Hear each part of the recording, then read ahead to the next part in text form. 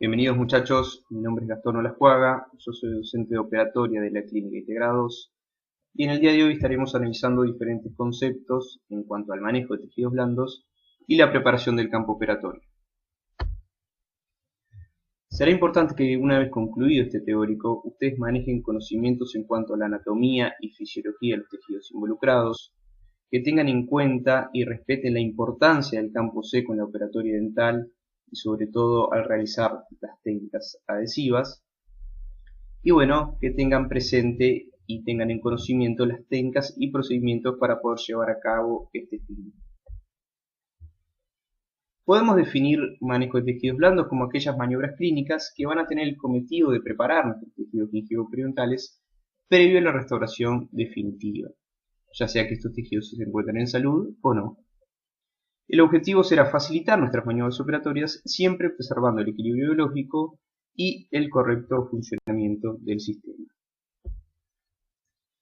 Aquí no me voy a detener mucho, muchachos, ustedes ya han visto a lo largo de la carrera las diferentes características clínicas e histológicas del periodonto.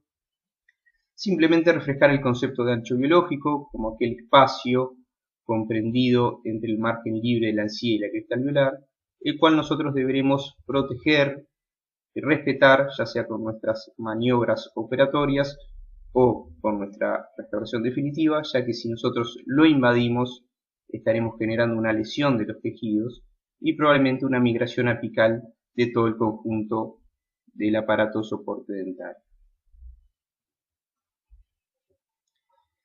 Bien, ¿qué situaciones entonces podemos considerar previas a la restauración definitiva? Bueno, que nos encontremos como un primer punto con tejidos que precisan una normalización previa a la restauración, ya sea porque estos están inflamados o afectados por diferentes patologías. Que nosotros estemos realizando nuestra preparación, las estructuras dentarias con tejidos gingivo-periodontales sanos, o en un tercer punto, donde tengamos que hacer una corrección de la morfología gingival previo a la restauración dentaria. Cuando nos enfrentamos a tejidos que se alejan de la norma, que están inflamados, afectados, bueno, trataremos de llevar a cabo aquellas medidas, aquellas maniobras clínicas que tienden a eliminar los factores etiológicos y lograr de esta manera salud en los tejidos periodontales. Realizaremos en definitiva aquellos puntos comprendidos de la terapia básica que pretenden devolverle la salud al paciente.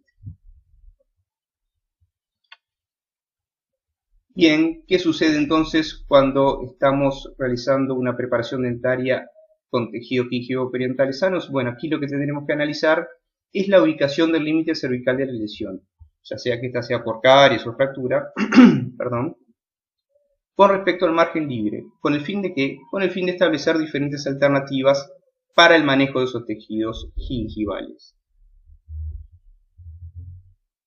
Podemos entonces definir o estructurar diferentes niveles, un primer nivel donde el límite cervical de la lesión no llega al margen gingival. Allí, muchachos, en la imagen de la derecha es bien gráfico, el cuadradito señalado con el número 1, el límite cervical no llega al margen gingival. En un segundo nivel, el límite cervical de la lesión penetra levemente el surco gingival. En un tercer nivel, el límite cervical invade la zona del epitelio de unión. Aquí ya estamos, si estamos con nuestras maniobras clínicas o nuestra preparación invadiendo el epitelio de unión, muchachos, estamos generando ya lesión, ¿sí? Y un cuarto nivel donde el límite cervical de la lesión invade la totalidad del ancho o espacio biológico. Entonces, hablaremos un poquito de rehabilitaciones en el primer nivel.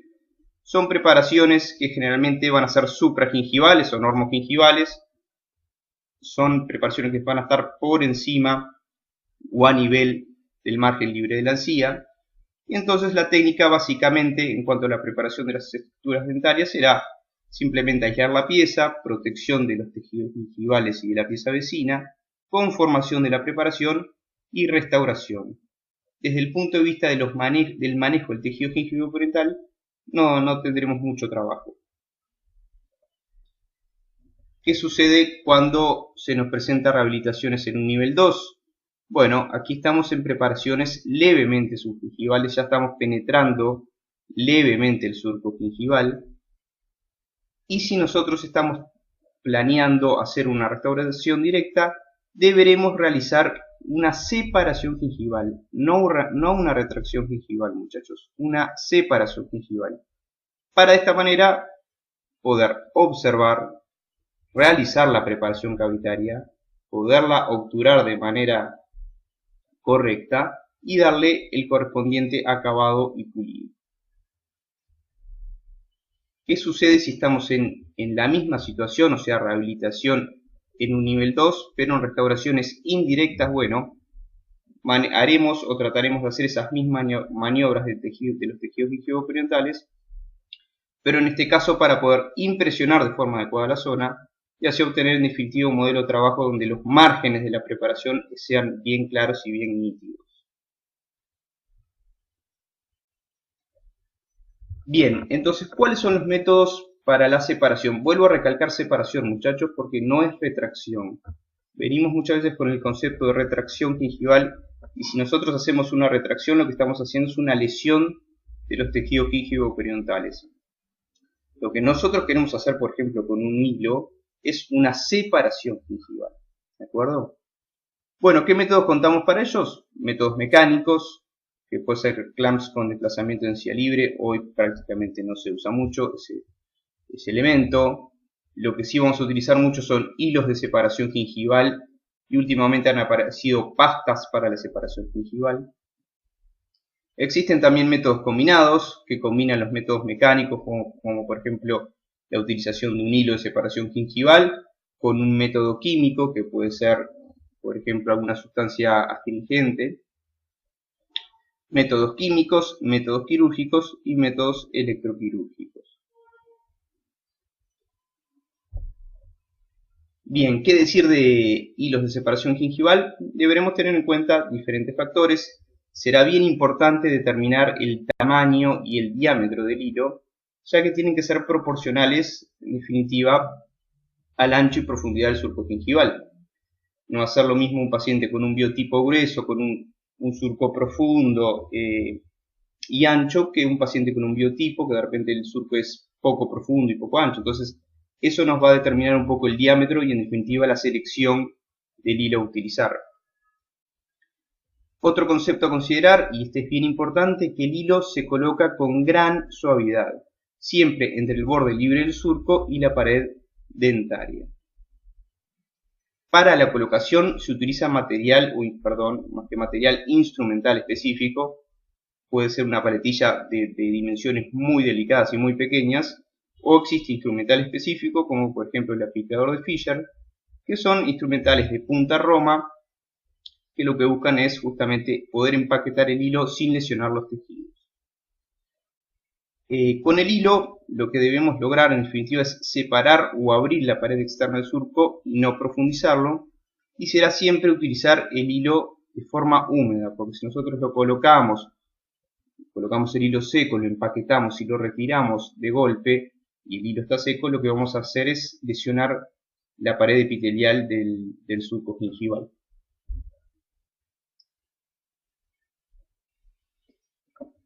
Bien, aquí ven, muchachos, en esta fotografía dos diferentes tipos de hilo. El superior, disculpen, el superior es un hilo trenzado, ¿sí?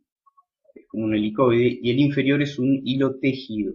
Nosotros en la clínica vamos a tratar en lo posible de utilizar hilos tejidos, ya que son mucho más maleables y manejables clínicamente. O sea que los hilos trenzados, una vez que ustedes lo empaquetan y lo quieren ir colocando y acomodando, generalmente se salen, tienen cierta memoria elástica, entonces es más complicado trabajarlos.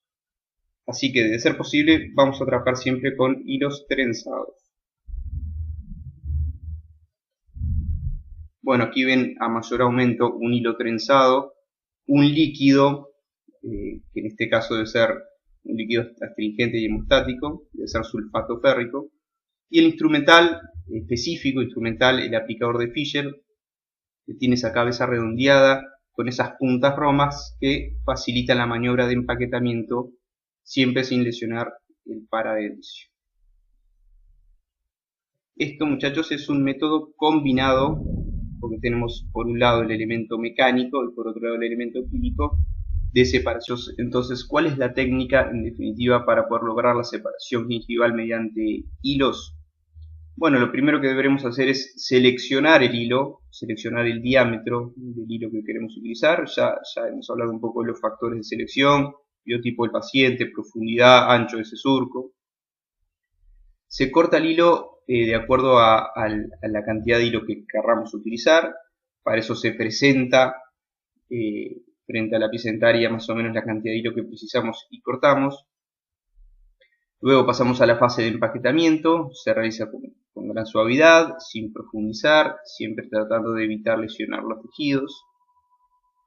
Viene un compás a continuación, un compás de espera variable que dependerá un poquito del hilo, si el hilo está impregnado ya con algún medio químico, si utilizamos aparte algún medio químico, porque hay algunos elementos químicos cuando se utilizan en combinación con el hilo que pueden generar, si los dejamos mucho tiempo, más de 3-4 minutos, pueden generar una lesión ya irreversible en los tejidos gingivales. Luego realizamos el retiro del hilo. El retiro tiene que ser siempre con el hilo húmedo. Si nosotros retiramos el hilo seco, lo que vamos a estar es lesionando la pared epitelial del surco. Y la toma de impresión o la colocación de la retorsión debe ser de forma inmediata al retiro de hilo. O sea, nosotros retiramos el hilo y de forma inmediata tomamos la impresión o terminamos nuestra restauración, ya que si nosotros esperamos unos minutos, unos segundos, el tejido gingival adquiere su anatomía convencional. A la derecha, continuamos viendo algunas imágenes de empaquetamiento del hilo. ¿Sí? Ven cómo se observa o no se observa prácticamente isquemia, o la isquemia es bien leve.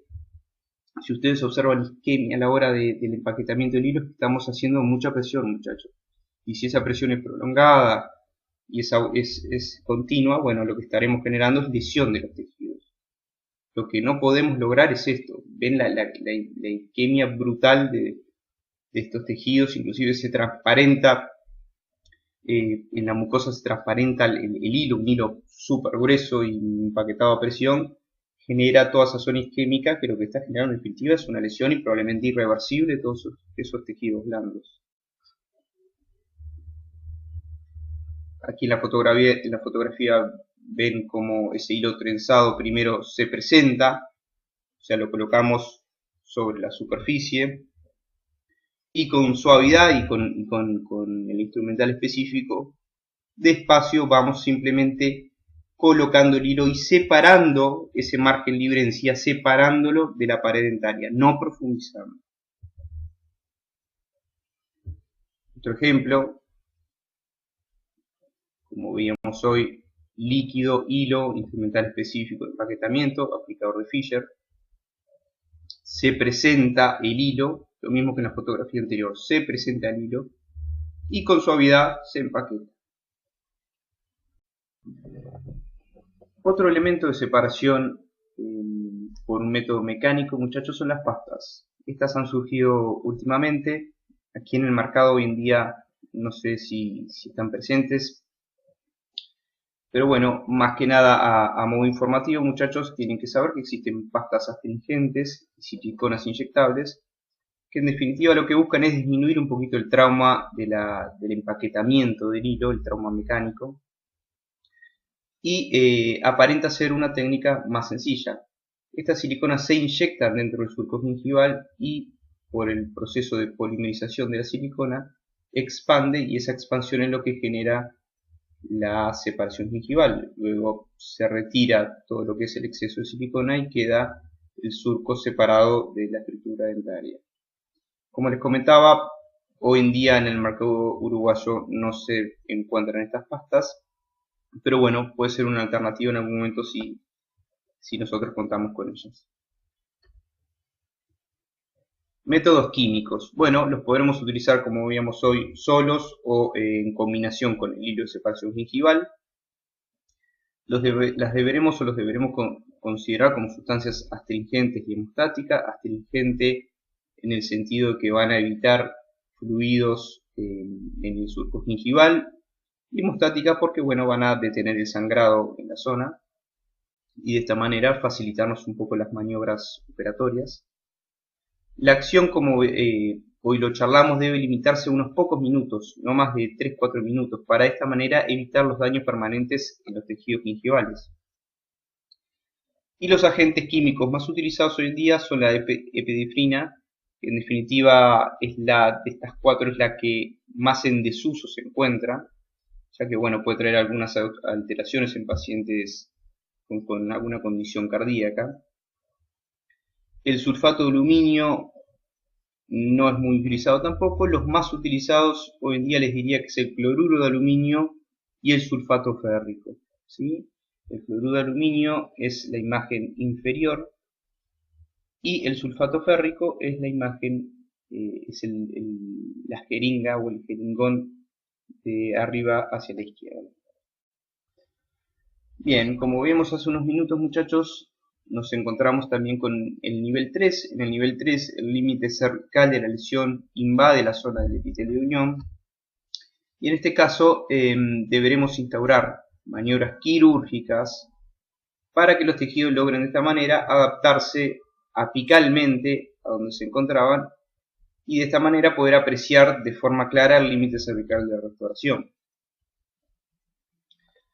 Ustedes este año es muy difícil que puedan ver alguna de estas técnicas. Estas diapositivas, más que nada, muchachos, en cuanto a rehabilitaciones en nivel 3, son informativas este año, lo van a abarcar con más profundidad el próximo año.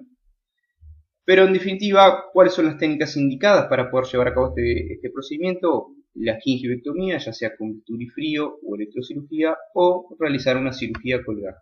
¿Sí? Estas técnicas lo que buscan, como mencionamos hace unos segundos, es reacomodar esos tejidos gingivales que nos están obstaculizando las maniobras operatorias y la futura restauración y generar una adherencia apical a donde se encuentra. Gingivectomía con bisturí frío, bueno, es una técnica que lo que busca es eliminar, o es una técnica resectiva que se utiliza sobre todo cuando existe una bolsa gingival o periodontal y queremos dejar expuesta el margen de la preparación, o ya sea de una lesión o una caries, y no deberá realizarse nunca en presencia de escasa encía insertada. La técnica consiste en establecer la profundidad de la bolsa, realizar una incisión a 45 grados, eliminar ese tejido incidido y luego, bueno, colocar un cemento quirúrgico y bueno, esperar entre 7 y 10 días.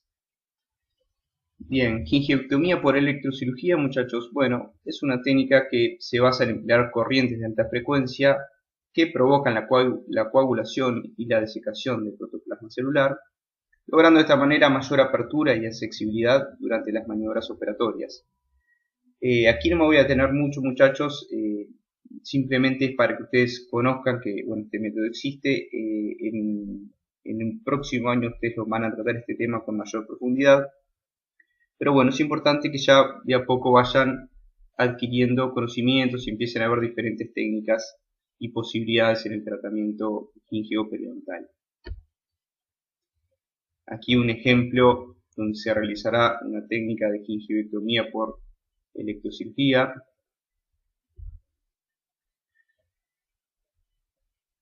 Se coloca el electrodo, lo ven en la imagen de arriba a la derecha, el electrodo tocando los tejidos gingivales, cómo deja el electrodo esa zona como quemada, ¿sí? Genera una cauterización de esa zona. Esos tejidos que en la imagen de arriba a la izquierda estaban sobre el margen de la preparación, ya en la imagen de abajo a la izquierda se encuentran separadas de la preparación dentaria, separados, y como en la impresión podemos ver esa pestañita que se forma allí de forma bien clara, y que en definitiva nos está hablando de que los límites de la preparación están impresionados de forma adecuada y nítida. Bueno, y en un nivel 4 son lesiones que son francamente subgingivales. Y bueno, aquí se podrá realizar algún procedimiento ya más complejo, como por ejemplo alargamiento quirúrgico de la corona clínica, o la extrusión coronaria por ortodoncia, pero bueno muchachos, esto es simplemente para que ustedes lo escuchen y lo empiecen a ver. Bien muchachos, ya estuvimos profundizando ciertos conceptos de manejo de tejidos nucleoperiodontal. Ahora vamos a analizar lo que es preparación del campo operatorio, definiendo lo que es una aislación relativa y una aislación absoluta. Es importante que como primer concepto nos quede grabado que no es posible desarrollar adecuadamente procedimientos de odontología restauradora si no podemos controlar la humedad del campo operatorio, ¿sí? Hoy en día realizar una técnica adhesiva sin control de la humedad es imposible. ¿Qué decir del aislamiento relativo? Bien, es una técnica que nos puede proporcionar un campo operatorio relativamente seco y lo podremos lograr mediante elementos absorbentes y eyector de saliva. Debemos tener en cuenta que no previene el riesgo de contaminación cruzada, proporciona un aislamiento efectivo pero al corto plazo, ¿sí? Y su indicación dentro de los tratamientos restauradores, justamente por esto que hablábamos de la efectividad a corto plazo, es limitada. Aquí ven diferentes ejemplos con diferentes técnicas para lograr una aislación relativa. Hay elementos mecánicos, portarrollos de algodón que podemos utilizar para que nos aíslen de forma relativa el campo. También existen elementos fotopolimerizables, barreras fotopolimerizables que se colocan sobre el surco gingival, se fotopolimerizan y logran generar una aislación relativa en la zona. Pero en definitiva son técnicas que, como veíamos hace unos segundos, son eficaces hasta cierto punto y por determinado tiempo, ¿sí? El aislamiento absoluto, bueno, es aquel procedimiento clínico que se realiza con goma dique y lo que busca mantener es un campo operatorio seco y libre de contaminación. Son procedimientos que consisten en separar el campo operatorio del resto de la cavidad oral.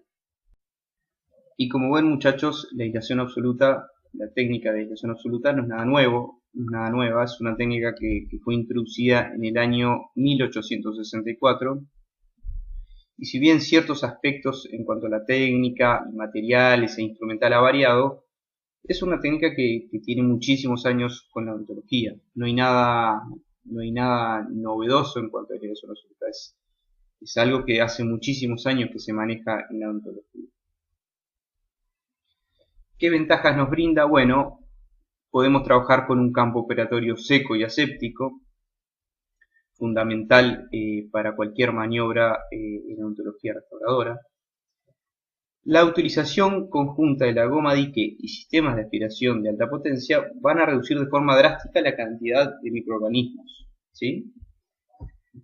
Va a impedir la deglución o aspiración de instrumentales y materiales. Nos va a permitir una mayor visualización de la pieza, porque bueno, va a generar una interferencia con los labios y las mejillas, o sea, los labios y las mejillas no nos van a interferir a nosotros en nuestras maniobras clínicas. Va a proteger los tejidos blandos contra la acción irritante, ya sea de diferentes materiales, instrumentales o medicamentos que nosotros podamos aplicar. Muchas veces evita las náuseas en pacientes nauseosos. Y en definitiva, aunque parezca un poco contradictorio, pero es real, nos va a facilitar y nos va a generar un ahorro en el tiempo clínico, ¿sí?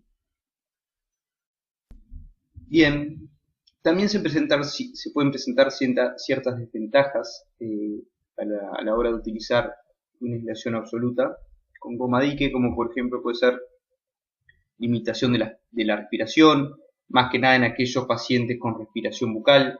Aquí podemos hacer simplemente un orificio por fuera del campo operatorio y permitir de esta manera el ingreso de aire y la respiración del paciente. Se puede provocar cierta angustia en pacientes aprensivos, en pacientes que no es que les duela nada, sino que se sienten muy incómodos con la colocación de esa pantalla de goma dique sobre la cara. Reacciones alérgicas en pacientes sobre todo alérgicos al látex. Existen alternativas como por ejemplo el nitrilo, hay gomas diques de nitrilo y si no las encuentran en el mercado pueden sí comprar, que eso sí existe, guantes de nitrilo, y se corta de forma que auspicie de lámina de goma dique, y bueno, ahí logramos una inyección absoluta con nitrilo. Puede existir también aspiración y deglución del clamp, de clamps insuficientemente afianzados, ciertas fracturas de esmalte y alguna alteración de los cementos cuando muchas veces el clamp está seleccionado de forma inadecuada o la técnica de inserción no es la más adecuada. Se puede generar alguna fractura de algún sector de la pieza dentaria.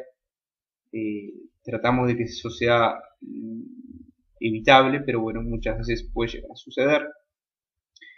Y a veces se puede generar alguna lesión reversible de los tejidos blandos, sobre todo también a la hora de la inserción del clamp, y sobre todo cuando el clamp no está correctamente seleccionado, y bueno, afectamos de forma reversible los tejidos blandos.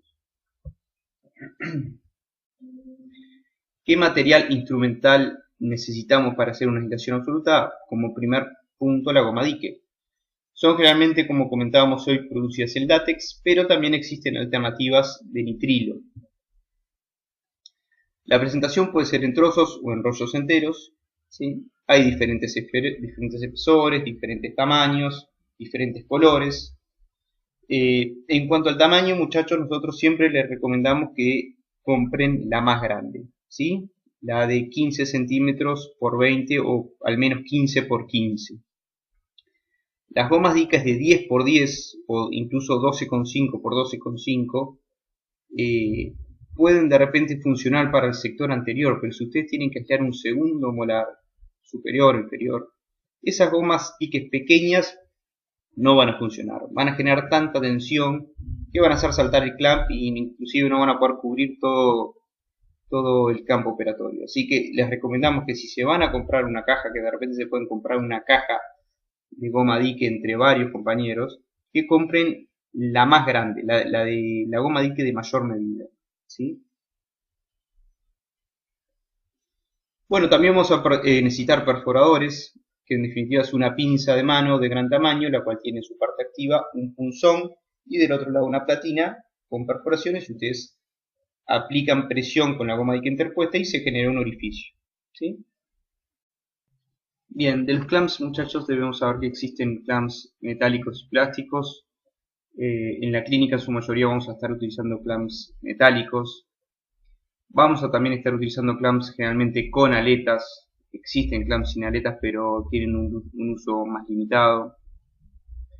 Y bueno, en cuanto a las diferentes formas y tamaños que existen, como les comentaba, es bien variado. Para las piezas anteriores generalmente se utilizan clamps comprendidos entre los números 210 y 212, para premolares entre el número 206 y 207, y para molares entre los 200 y 205. Más que el número, muchachos, es bien importante que ustedes tengan conceptos de anatomía dentaria, porque la forma del clamp, o la parte activa sobre todo del clamp, la parte que abraza la pieza, se va a corresponder con la anatomía dentaria, ¿sí? Con la anatomía de la corona. Generalmente para piezas anteriores, o sea, clamps de anteriores y clamps de premolares, no hay mayor inconveniente.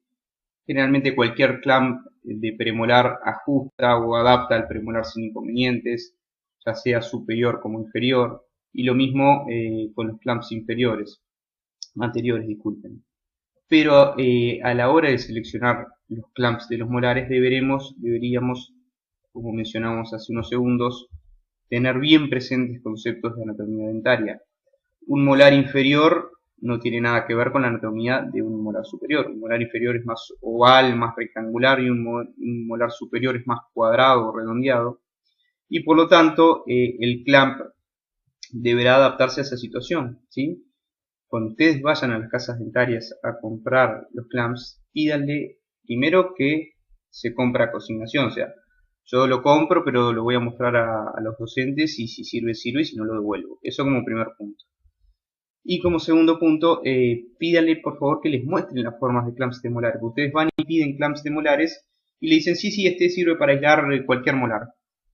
Y como recién vimos, la anatomía de un molar inferior no tiene nada que ver con la de un molar superior. Entonces, cuando ustedes vayan a comprar un clamp de molar inferior, que la parte activa, la parte que abraza la pieza, sea ovalada, ¿sí? Y cuando vayan a comprar un clamp para un molar superior, que sea más redondeada para justamente adaptarse a ese molar superior, ¿sí? Existen también gomas tipo wedgets, que son este tipo de goma elástica que se estiran, pasan por el punto de contacto y luego se sueltan y bueno, retienen de cierta manera la goma dique. Ahí en la imagen pueden ver cómo se coloca un clamp a distal, pero entre los centrales con ese tipo de gomas la goma se retiene, la goma dique se retiene, ¿sí? Si no consiguen este tipo de gomas, que no tienen al principio ni por qué comprarlas tampoco, se puede hacer muchas veces con el guante, ¿sí? En la zona donde termina el guante, ese cordoncito de goma se puede cortar y se puede utilizar tipo goma wedge.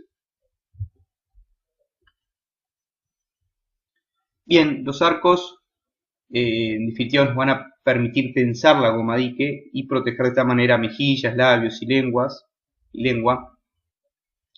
Existen arcos metálicos, que es el arco de Young, y arco plástico, que puede ser el Tarbici o el Nigarovsky, ¿sí? En definitiva, les diría que mayormente nosotros lo que estaremos utilizando es el arco metálico, el arco de Young, ¿sí? Existen a su vez coayudantes, ¿sí?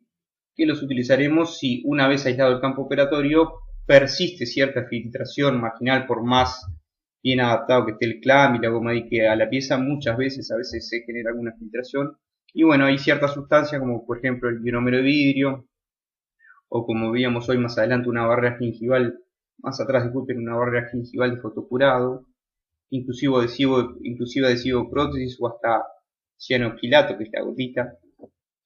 Cualquiera de esos elementos nos pueden actuar de un coayudante justamente para lograr el hermetismo o el sellado de esa filtración marginal.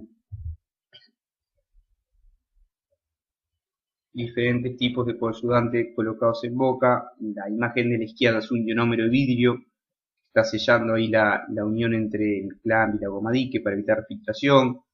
O en la imagen central y la imagen de la derecha, barreras gingivales de fotocurado. Bueno, y esta imagen, muchachos, me da la impresión que es bien gráfica en cuanto a las diferentes posibilidades de aislación del campo operatorio con las que contamos. Este caso es un caso de aislación múltiple, donde existen clamps en los premolares, colocada una barrera fotogingival para evitar filtraciones en los premolares, donde a la hora de pensar o de planificar las perforaciones se deja una zona de goma vacía donde hay una pieza ausente y no se hace una perforación para evitar filtraciones en ese sector, donde se puede utilizar una goma tipo wedget para evitar la utilización de un clamp y evitar que la goma dique colapse sobre las piezas. En definitiva, será bien importante la planificación a la hora de realizar la estación y las perforaciones, y se va a adaptar en definitiva al caso clínico que ustedes tengan, muchachos, ¿sí? Lo importante más que nada es tener claro los conceptos en cuanto a aislación, en cuanto a clamps, en cuanto a forma, en cuanto a anatomía dentaria, para poder llevar a cabo una estación de forma correcta. También se nos van a presentar casos complejos, ¿sí? Sobre todo piezas con malposición. Aquí lo que comentábamos de la planificación en cuanto a las perforaciones va a ser bien importante. Ustedes van a tener que analizar y ver la posición de las piezas para poder generar las perforaciones donde correspondan, porque si ustedes siguen un arco perfecto con sus perforaciones, probablemente la aislación quede filtrando por todos lados, porque no se va a adaptar a la realidad de la posición de las piezas. Así que bueno, va a ser bien importante tener en cuenta eso. Nos vamos a poder utilizar mucho, como vimos hoy, de coayudantes cuando la posición no es perfecta y es difícil aislar. Bueno, de repente con un coayudante, ya sea con un ionómero, un cemento temporario, una barrera fotogingival, podremos sellar esas zonas de filtración, y muchas veces vamos a poder estar utilizando clamps que no son de la pieza correspondiente. Por ejemplo, podemos utilizar un clamp de premolar para colocar en un canino, un clamp de premolar para una pieza anterior. En definitiva, la aislación del campo operatorio con goma dique, o sea, la aislación absoluta, es bastante flexible en cuanto a las posibilidades de realizarla y cómo realizarla, así que bueno, cada caso es único y lo iremos viendo a medida que se presenten los casos. Otro caso complejo es aislar en pacientes con ortodoncia. Muchas veces hacemos una aislación tipo enojal o una aislación con clamps de anteriores, pero bueno, eso lo iremos viendo a medida que surja. Son casos complejos y bueno, llegado el caso lo analizaremos. Bien, la técnica entonces, muchachos, consiste en las maniobras previas necesarias para la aislación, selección y prueba del clamp, selección de la goma dique, perforación de la goma dique y aislación del campo operatorio. Bien, dentro de maniobras previas deberemos inspeccionar el campo operatorio, que lógicamente deberá estar limpio. Deberemos prestarle gran atención a lo que es, como comentamos hoy, la importancia de la posición en que se encuentran las piezas dentarias y la anatomía de las piezas dentarias. Recuerden la anatomía de un molar inferior, la anatomía de un molar superior y en base a eso la selección del clamp. Deberemos tener presente la relación de la pieza en cuanto a la preparación de los tejidos blandos. Si previo a la aislación de repente nosotros tenemos que hacer un manejo de esos tejidos blandos con una separación mediante hilo y de repente algún elemento químico, eso debemos realizarlo previo a la aislación absoluta. Y deberemos prestarle atención también a la relación proximal de contacto, ¿sí? Si el punto de contacto está muy apretado, son piezas muy facetadas, muy apretadas, la goma dique por allí no va a pasar. Entonces deberemos analizarlo bien. El punto de contacto debe tener sí su tensión, pero debe estar relativamente libre como para que la goma dique pueda pasar por allí y lograr de esta manera la aislación. En cuanto a la selección y prueba del clamp, bueno, como venimos mencionando hace rato ya, la selección de acuerdo a la pieza dentaria a aislar, y el clamp debe tener una posición estable con 4 puntos de apoyo, ¿sí? Se ve bien clarito allí en el esquema de abajo de la izquierda como el clamp debe abrazar bien desde gingival, lógicamente sin lesionar los tejidos gingivales, pero desde gingival la corona, o sea, debemos introducir el clamp, pasar por el ecuador dentario y adaptarnos en la zona del tercio gingival de la pieza. Y también les traje esa fotografía de arriba a la derecha, porque ustedes tienen que tener muchos clamps, muchachos. Sabemos que los clamps son elementos caros, pero bueno, tienen que tener variedad. Tienen que tener 3-4 clamps de molares superiores, 3-4 clamps de molares inferiores, unos cuantos molares de clamps de premolares. De repente los clamps que utilizamos menos nosotros son clamps de anteriores. Pero bueno, tienen que tener en definitiva variedad, muchachos, porque hay muchas formas de clamps de premolares y hay muchísimas formas de clamps de molares, ¿sí? Y recuerden, siempre vuelvo a insistir, la anatomía es la que va a dictar el tipo de clamp utilizado, la anatomía dentaria. Bueno, luego procedemos en definitiva a perforar la goma dique. Es bien importante analizar la posición dentaria, como mencionamos. Se pueden valer de ya plantillas preestablecidas. Muchas veces las cajas de goma dique ya traen esas plantillas donde ustedes deberían hacer las perforaciones o donde idealmente deberían estar las perforaciones para aislar las piezas. Lógicamente que la perforación y la ubicación de la perforación va a variar de acuerdo a la posición dental. Y los perforadores tienen diferentes diámetros para perforar la goma. Yo le diría que generalmente para molares y premolares, inclusive premolares grandes, capaz que utilizamos el tamaño más grande o el siguiente, y los tamaños más pequeños generalmente están reservados para incisivos inferiores sobre todo. Bueno, muchachos, y ya finalizando el teórico, vamos a referirnos a lo que es la técnica de aislación del campo operatorio de forma absoluta, donde bueno, podemos optar por diferentes opciones. Una de ellas es colocar el clamp sobre la pieza dentaria y luego colocar la goma dique a su alrededor. No es la técnica más utilizada, de hecho es un procedimiento bastante engorroso, pero bueno, puede ser que se presente algún caso donde tengamos que recurrir a esta técnica. Como segunda opción o como otra opción puede ser la de colocar la goma dique primero sobre la pieza dentaria y una vez realizado este procedimiento recién ahí colocar el clamp sobre la pieza. Tampoco es la técnica más utilizada, pero bueno, la tenemos dentro de las opciones posibles si el caso se presenta y amerita utilizar la técnica, la tenemos allí como para utilizar. Y generalmente lo que nosotros realizamos en la clínica, muchachos, es una técnica combinada donde el clamp y la goma dique son llevados en forma conjunta a la cavidad oral, ¿sí? Se aísla con el clamp y la goma dique en una sola maniobra. Por eso es importante, en definitiva, comprar clamps o tener clamps con aletas, ¿tá? Ya que los clamps sin aletas dificultan este procedimiento. De hecho, muchas veces no se puede hacer este procedimiento en clamps sin aletas. Así que bueno, es importante y por eso lo mencionábamos hace unos minutos, la importancia de tener clamps con aletas. Más allá de la técnica que ustedes vayan a utilizar, muchachos, va a ser bien importante cómo ustedes toman el portaclamp y llevan el clamp con el portaclamp a boca. La forma de tomar el portaclamp va a ser una técnica palmar. Para llevar un clamp inferior, la técnica correcta va a ser en el esquema de la izquierda el A, ¿sí? Así es como se toma el portaclamp para poder llevar el clamp al maxilar inferior.